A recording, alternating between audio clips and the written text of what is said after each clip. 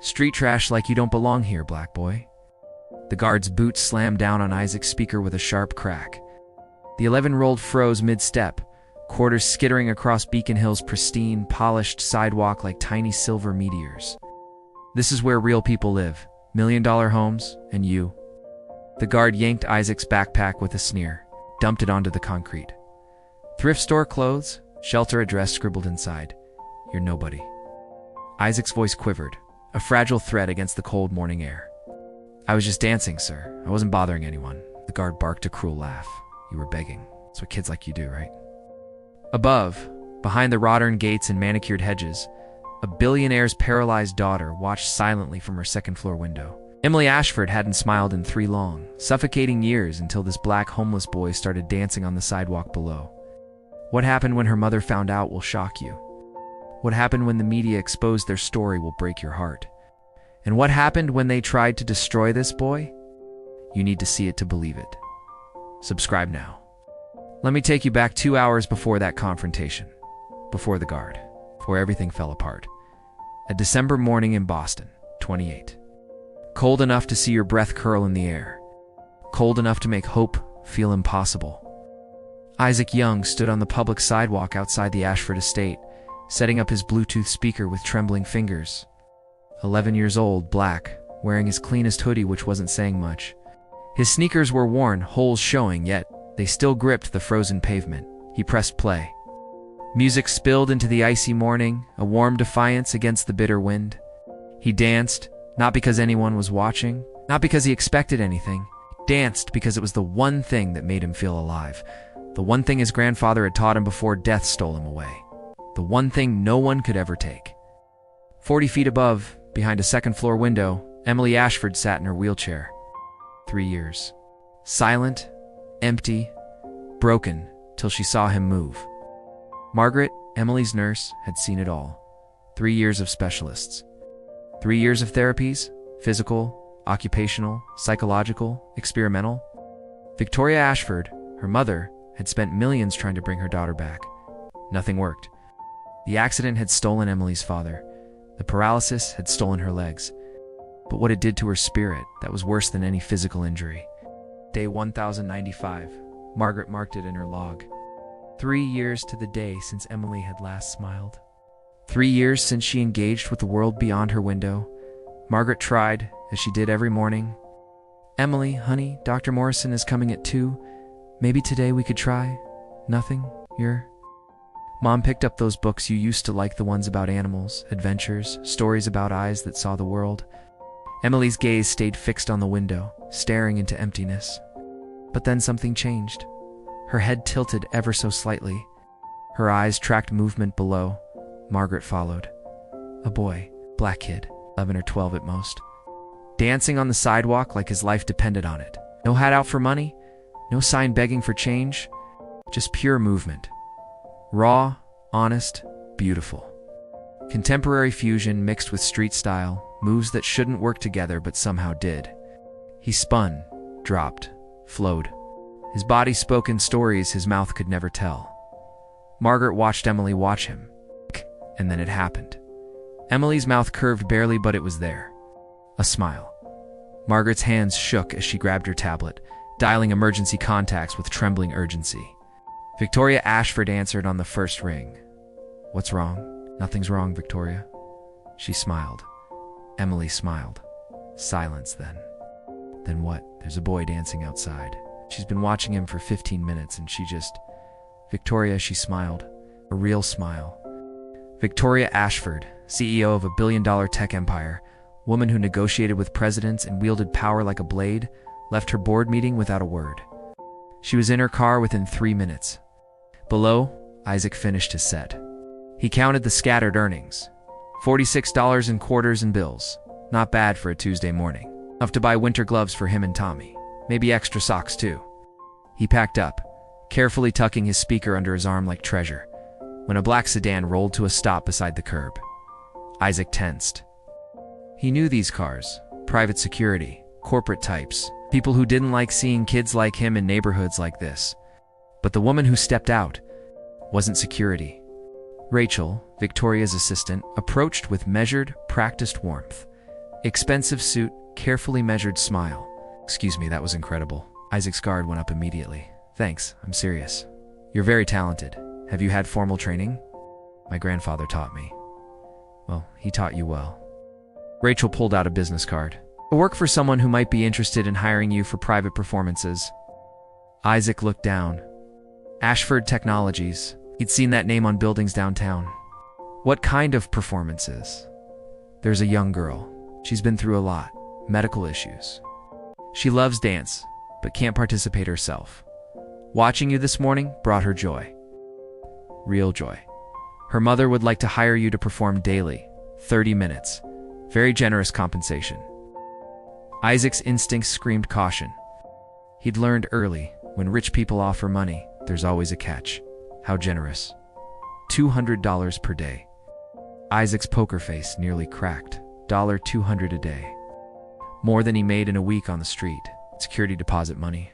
Getting Tommy and him out of the shelter money. What's the catch? Rachel smiled, genuinely this time. Smart kid. No catch, just dance. Make her happy. That's it.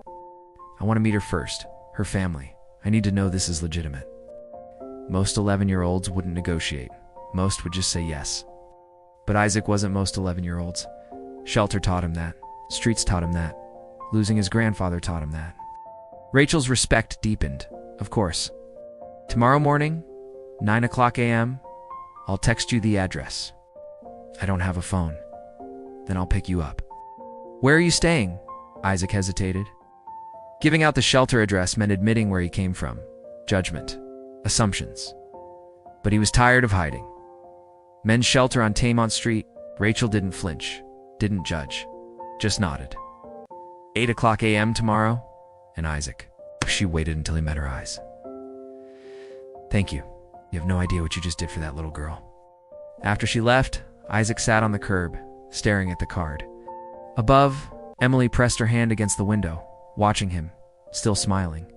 The shelter smelled like industrial soap, and too many people crammed into too small a space. Isaac pushed through the doors at 6 p.m., speaker tucked under his arm like treasure. Mr. Williams looked up from his desk, 50-something, gray beard, eyes that had seen every kind of hard luck story. He ran the men's shelter like a ship, strict but fair.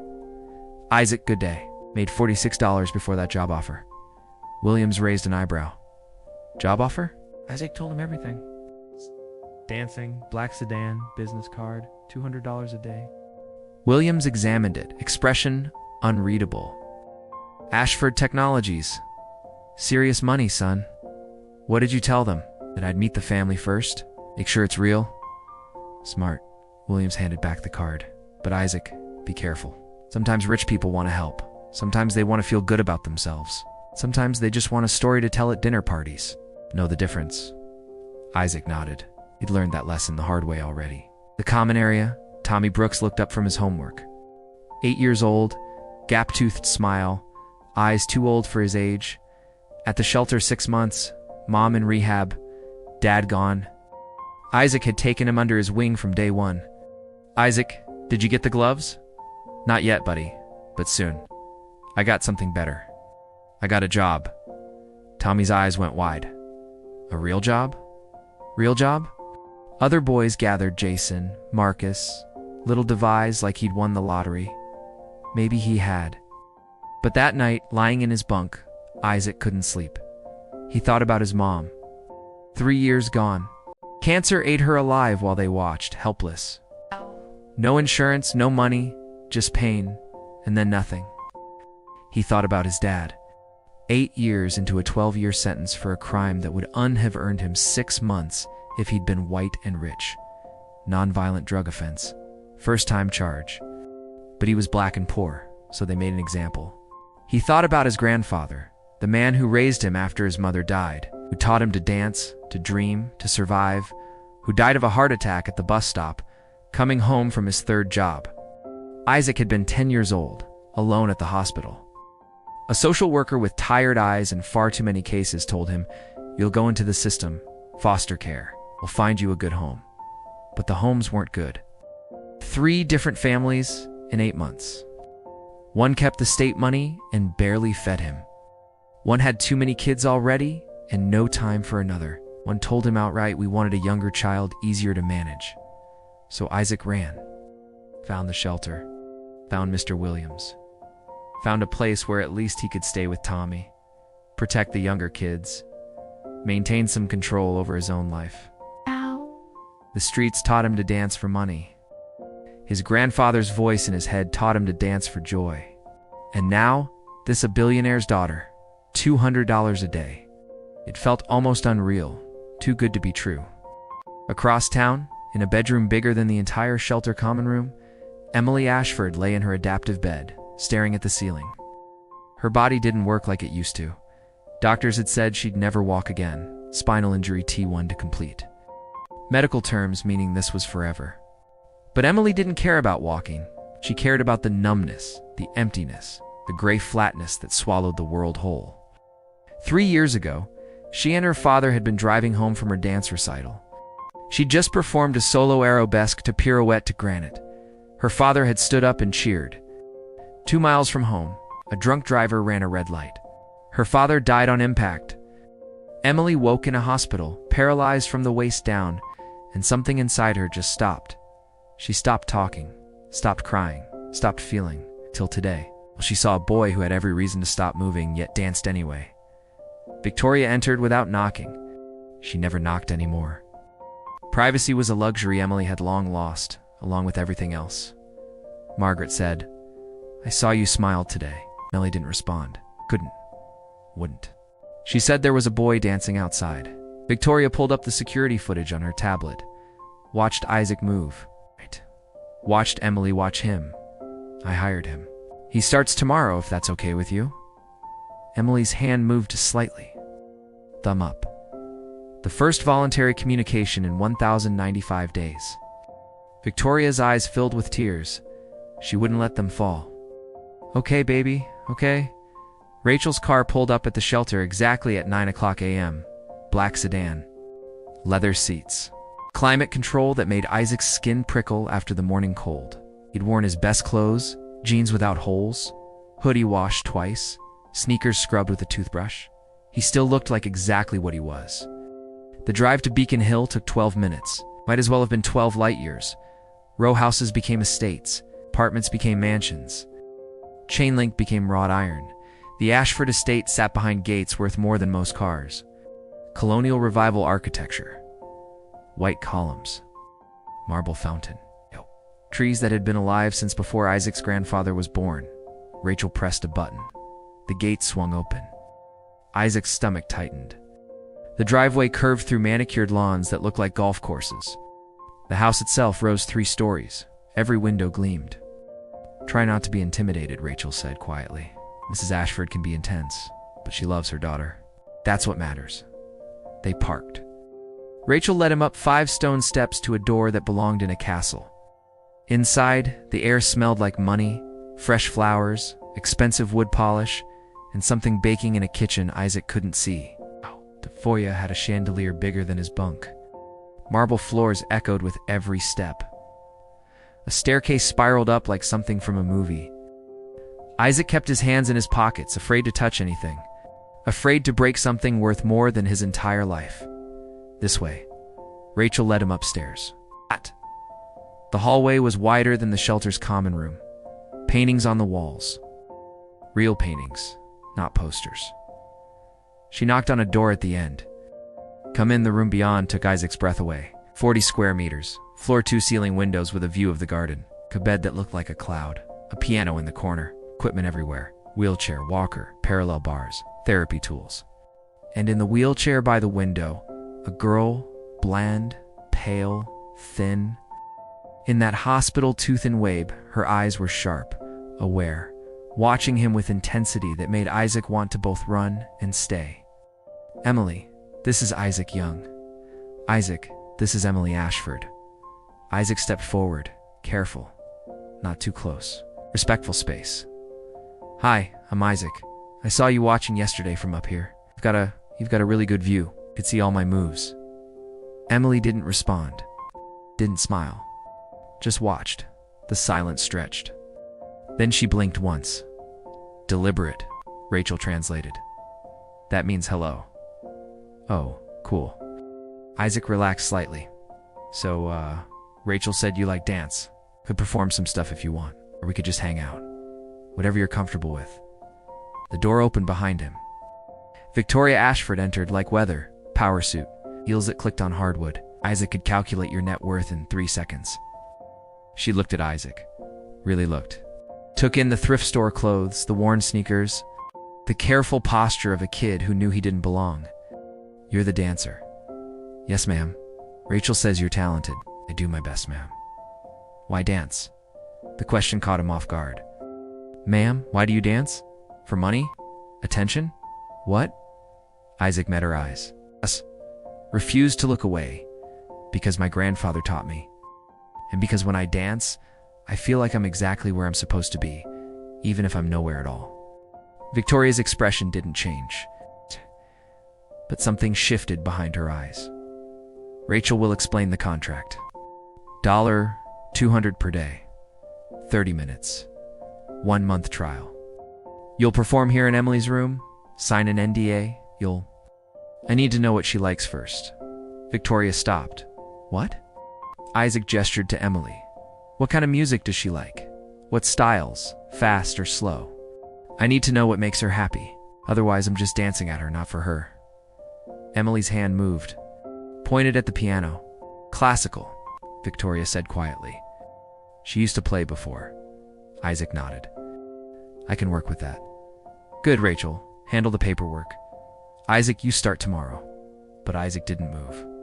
Actually, ma'am, could I start now? I brought my speaker. The contract had 6 pages. Isaac read every word. Rachel watched, surprised. Most people just sign. Most people haven't had to learn the hard way, Isaac said, eyes scanning clause after clause. ND. Standard photography rights for therapeutic documentation only. Reasonable termination clause heavily favored employer. Not reasonable.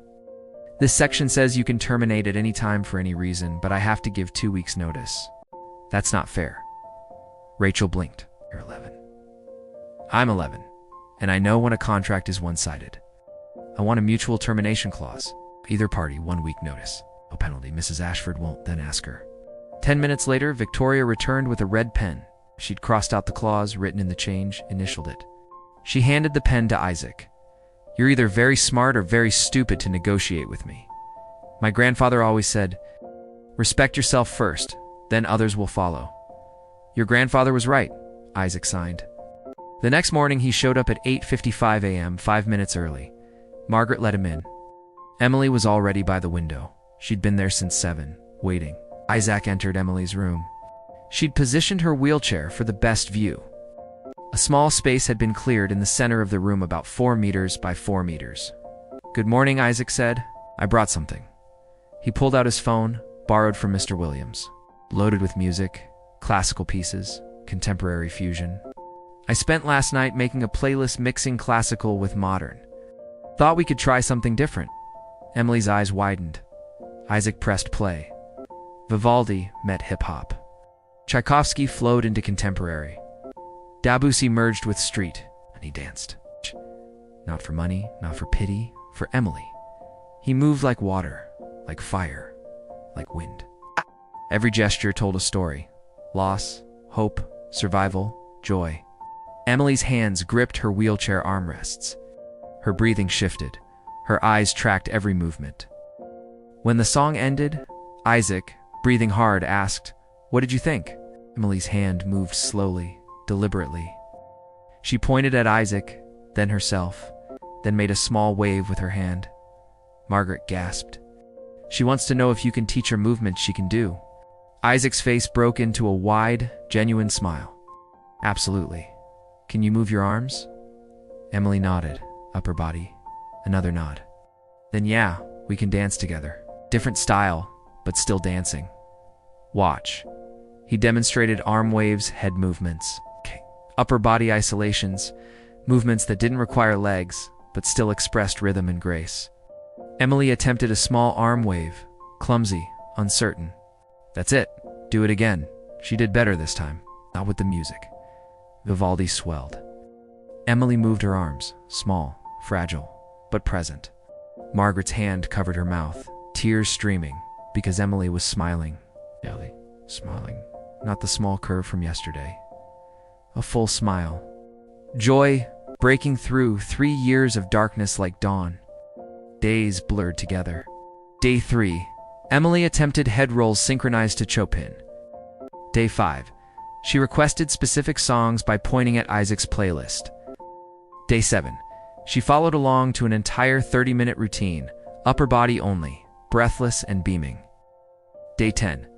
Something extraordinary happened. Isaac was mid-performance when Emily's wheelchair shifted. She leaned forward, arms extended, moving with such enthusiasm she nearly tipped. Whoa, careful. Isaac caught the armrest. Emily laughed. Not a smile, not a giggle, a full, bright, uninhibited laugh. The sound shocked them both. Emily's hand flew to her mouth. Her eyes went wide. Margaret, watching from the corner, burst into tears. Isaac grinned. That was awesome. Do it again. She did. Laughed until tears ran down her face. Happy tears. The first happy tears in 3 years. That evening, Victoria reviewed the security footage. She watched her daughter laugh. Watched a homeless boy treat Emily not like a patient, not like a tragedy, but as a peer, a friend. She called her therapist, Dr. Morrison. What's happening? Dr. Morrison watched the footage Victoria sent. What's happening is that boy isn't trying to fix her. It's not treating her like she's broken. It's just present, authentic. No agenda beyond making her happy. That's what she needed. What she's needed for 3 years? I've spent millions on specialists. Specialists treated her like a problem to solve, treats her like a person to connect with. There's a difference. Victoria hung up and did something she hadn't in years. She went to Emily's room, sat down on the floor beside her wheelchair, and talked with her daughter, not at her. I've been watching the videos. You and Isaac Hugh look happy, baby. Emily nodded. I'm going to extend his contract 2 months, with a raise $300 per day. Would you like that? Emily's thumb went up, enthusiastic. Good. Me too. That night, Isaac returned to the shelter with $600 saved. He bought Tommy new shoes, bought the younger kids winter coats, paid Mr. Williams extra for the extra food he'd been eating. You don't have to do that, Williams said. Yeah, I do. Fair is fair. Williams studied him. Isaac, what are you going to do when this job ends? You know it's temporary, right? Isaac knew rich people's charity always was. Oh, but he didn't say that. Instead, I'm saving for an apartment for me and Tommy. Get us out of the system somewhere stable. That's a good goal, son. Smart, my grandfather said. Plan for the worst, hope for the best, work for what you need. He taught you well.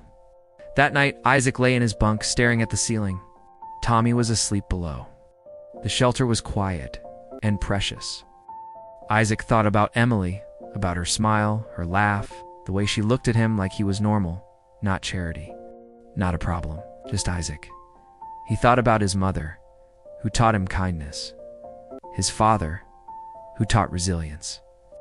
His grandfather, who taught dignity. And he made a promise, whatever happened. However this ended, he wouldn't let them turn Emily back into the girl who couldn't smile. Above, in her mansion bedroom, Emily sat by her window, looking down at the empty sidewalk where Isaac had first danced. Her hand pressed against the glass. She'd found something she thought was gone forever. Hope. The next 2 weeks felt like a dream. A fragile, beautiful dream that Isaac was afraid to trust, but couldn't help embracing. Every morning, Rachel picked him up at 8:55. Every morning, Emily waited by the window. Every morning, they danced together. Him on his feet, her in her chair, both of them lost in music, movement, and the simple joy of connection. Isaac taught Emily a dance his grandfather had taught him. West African movements adapted for seated performance. Arm waves that mimicked ocean tides, had movements that told stories without words. Emily, in turn, shared pieces of her life before, not with words. She still didn't speak, but through photos, videos on her tablet, pictures of her and her father at dance recitals, videos of her playing piano, glimpses of the girl she used to be. Isaac looked at a photo of Emily, mid-leap, both feet off the ground, joy radiating from every pixel. You're incredible, he said quietly. Emily wrote on her tablet, I felt free. Can still feel free, just a different way, she added. How did you stay free after losing everything? Isaac thought. Really thought, I didn't lose everything. I lost a lot. But I kept dancing. I kept Tommy safe. I kept showing up. Sometimes that's all you can do. Just show up and keep moving. Emily nodded, wrote, You showed up for me. You showed up for me too. You remind me why dancing matters. That evening, Victoria offered Isaac the extended contract. 3 months, $400 per day, plus funding for formal dance training at the Boston Academy of Performing Arts. Isaac stared at the offer letter. Why? Victoria's mask slipped just for a moment. Because you gave me my daughter back. And because you deserve the same opportunities as anyone else. Talent doesn't care about zip codes, Isaac signed. That night, he told Tommy, We're getting out. 6 months, maybe less. I'm saving enough for first month. Last month, security deposit. We're getting an apartment. Tommy's eyes shone. Just you and me. Just you and me, buddy, family. For 2 perfect weeks, everything was good. And then the world exploded.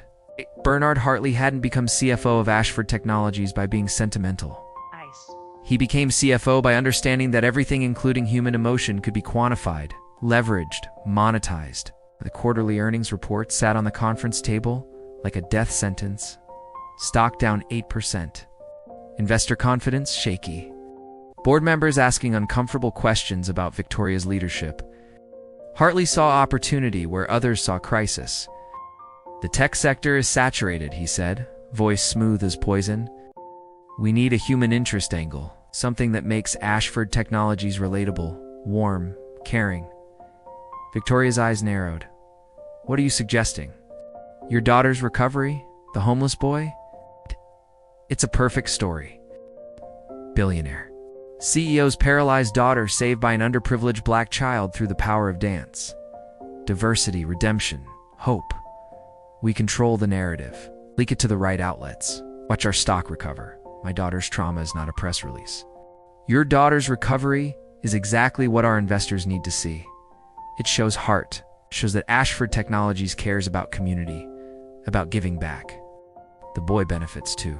Scholarship, publicity, opportunities he'd never get otherwise. Everyone wins. Victoria stood. No, Victoria. Your emotional attachment to privacy is affecting shareholder value. The board has fiduciary responsibilities. Then let the board vote. But Emily's medical history stays private. Isaac's story stays private. End of discussion. Hartley smiled, thin, cold. Of course.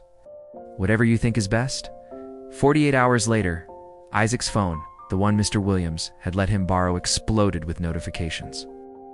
Text from Rachel. Call me immediately. Get back to the shelter now. Text from a number he didn't recognize. How much did they pay you to sell out that little girl? His hand shook as he opened the news app. The headline punched him in the stomach. Black street urchin becomes miracle worker for paralyzed girl. Below it, photos. Isaac dancing on the sidewalk. Security footage of him entering the Ashford estate. Emily's medical records, her diagnosis, her accident, her father's death, all of it exposed, all of it public. In Isaac's life, his mother's death certificate, his father's prison record, his shelter address. Every private pain turned into public spectacle. The article framed it as inspiration. The homeless boy who saved the rich girl. The magical Negro who gave the white savior her smile back. Isaac felt sick. His phone rang. Rachel, Isaac, I'm so sorry. We're trying to find out who leaked this. You think I did this? His voice cracked. You think I wanted everyone to know my dad's in prison? My mom's dead? That I sleep in a shelter? No, God, no. Victoria knows you didn't, but the line went dead. Another call came through. Mr. Williams, Isaac, don't come back to the shelter. Media everywhere. They're camped outside asking about you, taking pictures of the other kids. Had to call the police. Mr. Williams, I didn't. I know you didn't, son. But social services just showed up. They're using the media attention to question the shelter's capacity.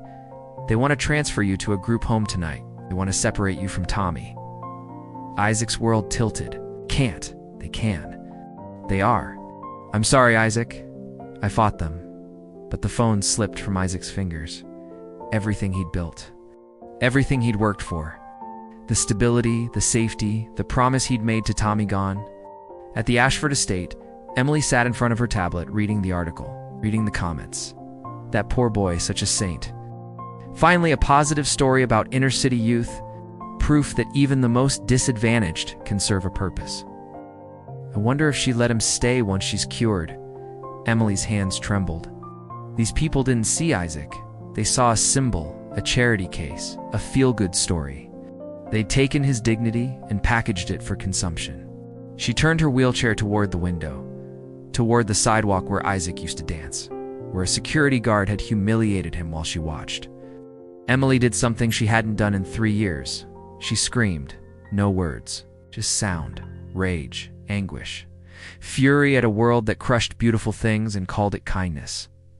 Margaret rushed in. Emily, what? Emily grabbed her tablet, typed with shaking fingers. Find Isaac. Bring him here now. Victoria burst through the door seconds later. She'd been in her office, pulling security logs, tracking down the leak. Her face was ice. I know who did this. She pulled up email records on her tablet, showed Emily. Bernard Hartley's assistant, access to building security, access to medical files, payments to a Boston Globe reporter, email chain discussing strategic leak and maximizing emotional impact. Emily's eyes went wide. Victoria's voice was steel. I'm calling an emergency board meeting. Hartley is finished. But first she looked at Emily. Really looked. First, we protect Isaac. Whatever it takes. Emily nodded, typed. He protected me. We protect him. Damn right we do. But Isaac didn't know that.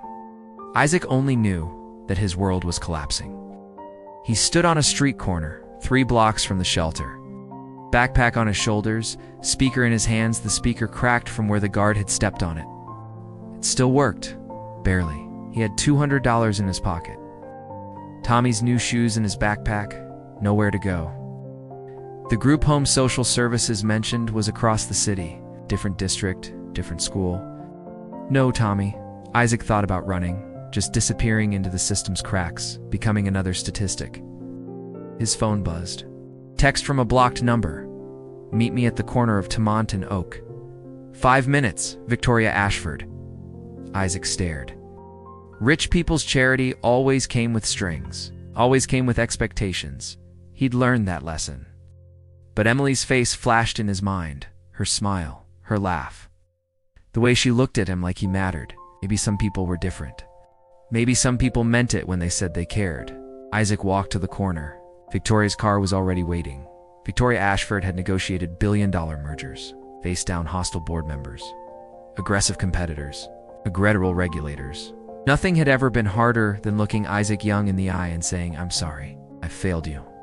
They sat in her car.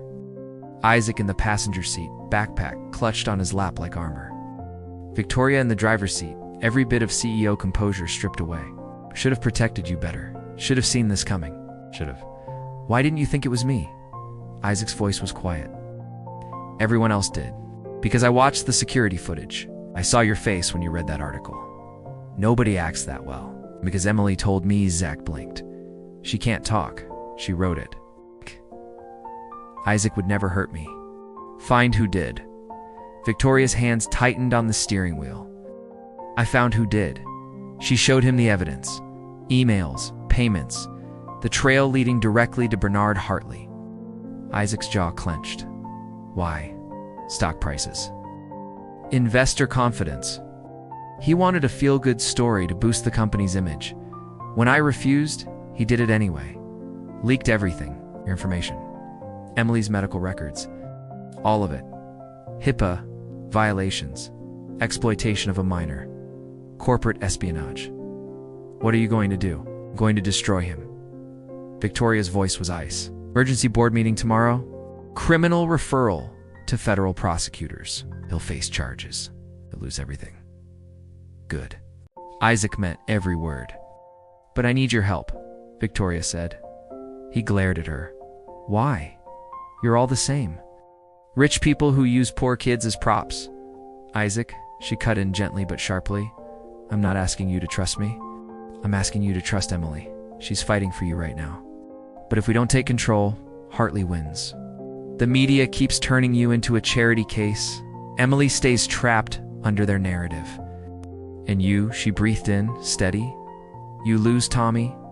Isaac's heartbeat stuttered. What? Social services is using this media frenzy to justify your transfer. Tonight, different district, different school. No, Tommy, his breath broke. But if we expose Hartley, if we show the leak was exploitation, not your wrongdoing, I can block the transfer. Keep you with Tommy and get you both stable housing. Isaac stared, torn between rage, hope, and exhaustion. Why would you do that? 'Cause it's right. Because you deserve better. 'Cause Emily needs you to fight with her. His voice cracked. What do you need? Tomorrow's press conference? You and Emily, together, not as victims, as people, reclaiming your truth.